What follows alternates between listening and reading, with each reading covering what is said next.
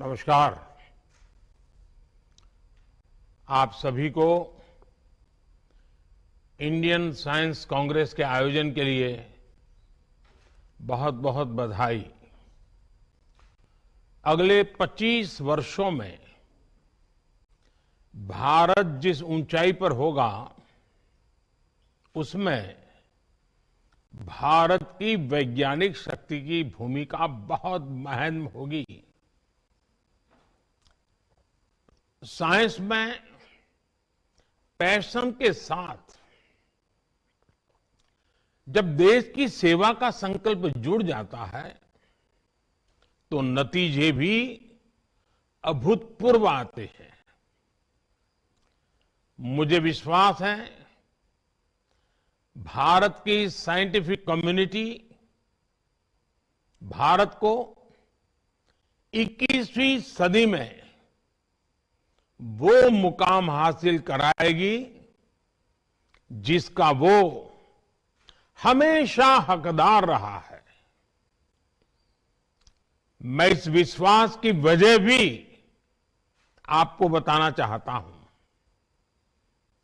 आप भी जानते हैं कि ऑब्जर्वेशन साइंस का मूल आधार है। ऑब्जर्वेशन के जरिए आप साइंटिस्ट पैटर्न फॉलो करते हैं, फिर उन पैटर्न्स को एनालाइज करने के बाद किसी नतीजे पर पहुंचते हैं। इस दौरान एक साइंटिस्ट के लिए हर कदम पर डेटा जुटाना और उसे एनालाइज करना बहुत महत्वपूर्ण होता है। 21वीं सदी के आज के भारत में हमारे पास दो चीजें बहुतायन में हैं। पहली डेटा और दूसरी टेक्नोलॉजी। इन दोनों में भारत के साइंस को नई बुलंदियों पर पहुंचाने की ताकत है। डेटा एनालिसिस की फील्ड तेज रफ्तार से आगे बढ़ रही है। ये इंफॉर्मेशन को इनसाइट में और एनालिसिस को एक्शनेबल नॉलेज में बदलने में मदद करती है। चाहे ट्रेडिशनल नॉलेज हो या मॉडर्न टेक्नोलॉजी, ये दोनों ही साइंटिफिक डिस्कवरी में मददगार होती है। और इसलिए हमें अपने साइंटिफिक प्रोसेसेस को और मजबूत बनाने के लिए अलग अलग टेक्निक्स के प्रति खोजी प्रवृत्ति को विकसित करना होगा। साथियों, आज का भारत जिस साइंटिफिक अप्रोच से आगे बढ़ रहा है, हम उसके नतीजे भी देख रहे हैं।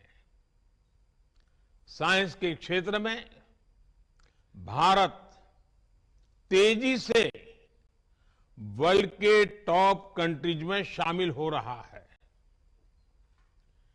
2015 तक हम 130 देशों की ग्लोबल इनोवेशन इंडेक्स में 81 नंबर पर थे, लेकिन 2022 में हम छलांग लगा करके 40वें नंबर पर पहुंच गए हैं। आज भारत पीएचडीज के मामले में दुनिया में टॉप 3 देशों में है।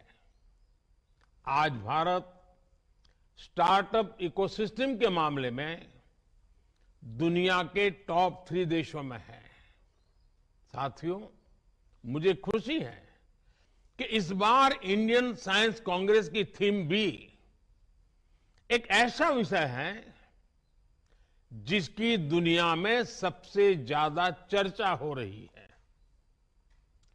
विश्व का भविष्य सस्टेनेबल डेवलपमेंट के साथ ही सुरक्षित है। आपने सस्टेनेबल डेवलपमेंट के विषय को विमेन एम्पावरमेंट के साथ जोड़ा है। मैं मानता हूं कि व्यावहारिक रूप से भी ये दोनों एक दूसरे से जुड़े हुए हैं। आज देश की सोच केवल ये नहीं है कि हम साइंस के जरिए विमेन एम्पावरमेंट करें, बल्कि हम विमेन की भागीदारी से साइंस का भी एम्पावरमेंट करें। साइंस और रिसर्च को नई गति दें, ये हमारा लक्ष्य है। अभी भारत को G20 समूह की अध्यक्षता की जिम्मेदारी मिली है। G20 के प्रमुख विषयों में भी विमेन लेड डेवलपमेंट एक बड़ी प्राथमिकता का विषय है। बीते 8 वर्षों में भारत ने गवर्नेंस से लेकर सोसाइटी और इकोनॉमी तक इस दिशा में कई ऐसे असाधारण काम किए हैं जिनकी आज चर्चा हो रही है। आज भारत में मुद्रा योजना के जरिए छोटे उद्योगों और व्यवसायों में भागीदारी हो या स्टार्टअप वर्ल्ड में लीडरशिप, महिलाएं हर जगह पर अपना दम दिखा रही हैं। बीते 8 वर्षों में एक्स्ट्रा मुरल रिसर्च एंड डेवलपमेंट में महिलाओं की भागीदारी दोगुनी हुई है। महिलाओं की ये बढ़ती भागीदारी इस बात का प्रमाण है कि समाज भी आगे बढ़ रहा है और देश में साइंस भी आगे बढ़ रही है। साथियों, किसी भी वैज्ञानिक के लिए असल चुनौती यही होती है कि वो अपने नॉलेज को ऐसे एप्लीकेशंस में बदल दें जिससे दुनिया की मदद हो सके। जब साइंटिस्ट अपने प्रयोगों से गुजरता है तो उसके मन में यही सवाल रहते हैं कि क्या इससे लोगों का जीवन बेहतर होगा या उनकी खोज से विश्व की जरूरतें पूरी होगी। साइंस के प्रयास बड़ी उपलब्धियों में तभी बदल सकते हैं जब वो लैब से निकलकर लैंड तक पहुंचे, जब उसका प्रभाव ग्लोबल से लेकर ग्रासरूट तक हो, जब उसका विस्तार जर्नल से लेकर जमीन तक हो, जब उससे बदलाव रिसर्च से होते हुए रियल लाइफ में दिखने लगे। साथियों, जब साइंस की बड़ी उपलब्धियां एक्सपेरिमेंट से लेकर लोगों के एक्सपीरियंस तक का सफर तय करती है तो इससे एक अहम संदेश जाता है। ये बात युवाओं को बहुत प्रभावित करती है। वो सोचते हैं कि साइंस के जरिए वो पूरी दुनिया को प्रभावित कर सकते हैं। ऐसे युवाओं को आगे बढ़ाने के लिए इंस्टीट्यूशनल फ्रेमवर्क की आवश्यकता होती है ताकि उनकी आकांक्षाओं का विस्तार किया जा सके, उन्हें नए अवसर दिए जा सके। मैं चाहूंगा कि यहां मौजूद वैज्ञानिक ऐसा इंस्टीट्यूशनल फ्रेमवर्क विकसित करें जो युवा प्रतिभाओं को आकर्षित करे और उन्हें आगे बढ़ने का मौका दे। उदाहरण के लिए टैलेंट हंट और हैकेथॉन के आयोजनों के जरिए साइंटिफिक सोच रखने वाले बच्चों की तलाश की जा सकती है। इसके बाद उन बच्चों की समझ को एक प्रॉपर रोड मैप के जरिए विकसित किया जा सकता है। इसमें सीनियर साइंटिस्ट उनकी मदद कर सकते हैं। आज हम देखते हैं कि स्पोर्ट्स में भारत नई ऊंचाई को छू रहा है। इसके पीछे दो महत्वपूर्ण वजह है। पहला, स्पोर्ट्स की प्रतिभाओं को विकसित करने के लिए देश में इंस्टीट्यूशनल फ्रेमवर्क को मजबूत बनाया गया। दूसरा, स्पोर्ट्स में गुरु शिष्य परंपरा का अस्तित्व और प्रभाव, जहां नई प्रतिभाओं को पहचानकर उन्हें आगे बढ़ाया जाता है, वहां शिष्य की सफलता में गुरु अपनी कामयाबी देखते हैं। ये परंपरा साइंस के क्षेत्र में भी सफलता का मंत्र बन सकता है। साथियों, आज आपके सामने कुछ ऐसे विषय भी रखना चाहता हूं जो भारत की साइंस की दिशा तय करने में मददगार होंगे।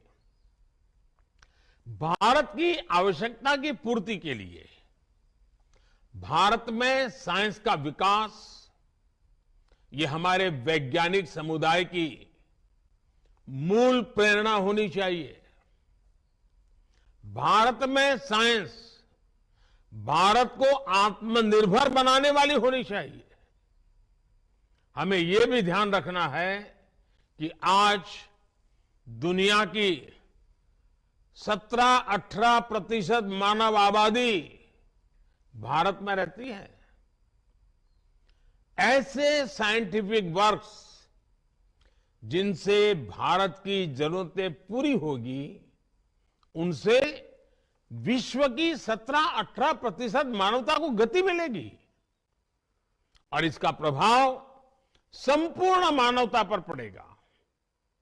इसलिए हम ऐसे विषयों पर काम करें जो आज पूरी मानवता के लिए जरूरी है। उदाहरण के लिए अगर हम एक विषय ले लें, एनर्जी। बढ़ते हुए भारत की एनर्जी नीड्स लगातार बढ़ने ही वाली है। ऐसे में भारत की साइंटिफिक कम्युनिटी अगर एनर्जी रिक्वायरमेंट से जुड़े इनोवेशंस करती है तो उससे देश का बहुत लाभ बड़ा होगा। खासकर हाइड्रोजन एनर्जी की अपार संभावनाओं के लिए देश नेशनल हाइड्रोजन मिशन पर काम कर रहा है। इसे सक्सेसफुल बनाने के लिए जरूरी है कि इलेक्ट्रोलाइजर जैसे विभिन्न एसेंशियल कंपोनेंट्स देश में ही बने। इस दिशा में अगर किन्हीं नए ऑप्शन की गुंजाइश है तो उस दिशा में भी रिसर्च हो। हमारे वैज्ञानिकों को और इंडस्ट्री को इसके लिए साथ मिलकर काम करना होगा। साथियों, आज हम एक ऐसे दौर में जी रहे हैं जब मानवता पर नई नई बीमारियों का संकट मंडरा रहा है। हमें नए वैक्सीन तैयार करने के लिए रिसर्च एंड डेवलपमेंट को बढ़ावा देना होगा। जैसे आज हम बाढ़ या भूकंप जैसी त्रासदियों से निपटने के लिए पहले से तैयार रहते हैं, उसी तरह हमें इंटीग्रेटेड डिसीज सर्वेलेंस के जरिए समय रहते बीमारियों की पहचान करनी होगी और उससे निपटने के उपाय करने होंगे। इस लक्ष्य को हासिल करने के लिए अलग अलग मंत्रालयों को मिलकर काम करना होगा। लाइफ यानी लाइफस्टाइल फॉर एनवायरमेंट, इसके बारे में भी आप सभी मेरे साथी भलीभांति जानते हैं। हमारी साइंस कम्युनिटी इस दिशा में बड़ी मदद कर सकती है। साथियों, भारत के आह्वान पर संयुक्त राष्ट्र ने इस वर्ष यानी 2023 को इंटरनेशनल ईयर ऑफ मिलेट्स घोषित किया है। ये हर भारतवासी के लिए बहुत गौरव की बात है। भारत के मिलेट्स और उनके इस्तेमाल को ज्यादा बेहतर बनाने की दिशा में काम किया जा सकता है। वैज्ञानिक समुदाय द्वारा बायोटेक्नोलॉजी की मदद से पोस्ट हार्वेस्ट लॉस को कम करने की दिशा में प्रभावी कदम उठाए जा सकते हैं। साथियों, आज वेस्ट मैनेजमेंट के सेक्टर में भी वैज्ञानिक अनुसंधान की अपार संभावनाएं हैं। Municipal solid waste, electronic waste, biomedical waste, agricultural waste, ऐसे क्षेत्र हैं जिसका लगातार क्षेत्र का विस्तार हो रहा है। इसलिए ही पिछले वर्ष बजट में सरकार ने सर्कुलर इकोनॉमी पर बहुत जोर दिया था। जब हमें मिशन सर्कुलर इकोनॉमी को और मजबूत करना है, इसके लिए हमें ऐसे इनोवेशंस पर काम करना होगा जिससे मेटल और प्लास्टिक स्क्रैप का बेहतर इस्तेमाल हो सके। हमें प्रदूषण कम करने और स्क्रैप को उपयोगी बनाने पर एक साथ काम करना होगा। साथियों, आज भारत स्पेस सेक्टर में भी नई ऊंचाइयों को छू रहा है। Low cost satellite launch vehicles की वजह से हमारी क्षमता बढ़ेगी और दुनिया हमारी सेवाएं लेने के लिए आगे आएगी। निजी कंपनियां और स्टार्टअप्स इन अवसरों का फायदा उठा सकते हैं। R&D लैब्स और एकेडमिक इंस्टीट्यूशन से जुड़कर स्टार्टअप्स को आगे बढ़ने का रास्ता मिल सकता है। ऐसे ही एक और विषय है क्वांटम कंप्यूटिंग का। आज भारत क्वांटम फ्रंटियर के तौर पर दुनिया भर में अपनी पहचान बना रहा है। Quantum computers, quantum chemistry, quantum communication, quantum sensors, quantum cryptography और न्यू मटेरियल्स की दिशा में भारत तेजी से आगे बढ़ रहा है। मैं चाहूंगा कि हमारे यंग रिसर्चर्स और साइंटिस्ट क्वांटम के क्षेत्र में एक्सपर्टाइज हासिल करें और इस फील्ड के लीडर बने। साथियों, आप भी जानते हैं कि साइंस में लीड वही लेता है जो इनिशिएटिव लेता है। इसलिए दुनिया में क्या चल रहा है हमें ये तो देखना ही है, लेकिन साथ ही जो काम कहीं नहीं हो रहे, जो फ्यूचरिस्टिक आइडियाज हैं, उन पर भी फोकस करना है। आज दुनिया में AI, AR और VR की बात हो रही है। हमें उन विषयों को अपनी प्रायोरिटीज में शामिल रखना होगा। सेमीकंडक्टर चिप्स की दिशा में देश कई बड़े कदम उठा रहा है। समय के साथ सेमीकंडक्टर चिप्स में भी नए इनोवेशंस की जरूरत होगी। क्यों न हम देश के सेमीकंडक्टर पुश को अभी से फ्यूचर रेडी बनाने की दिशा में सोचे। देश इन एरियाज में इनिशिएटिव लेगा, तभी हम इंडस्ट्री 4.0 का नेतृत्व देने में सक्षम होंगे। साथियों, मुझे विश्वास है इंडियन साइंस कांग्रेस के इस अधिवेशन में विभिन्न रचनात्मक बिंदुओं पर भविष्य का स्पष्ट रोड मैप तैयार होगा।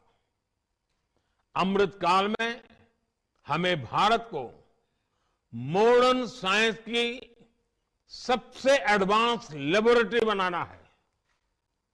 इसी कामना के साथ आप सभी का बहुत बहुत धन्यवाद और इस समिट के लिए मेरी अनेक अनेक शुभकामनाएं। नमस्कार।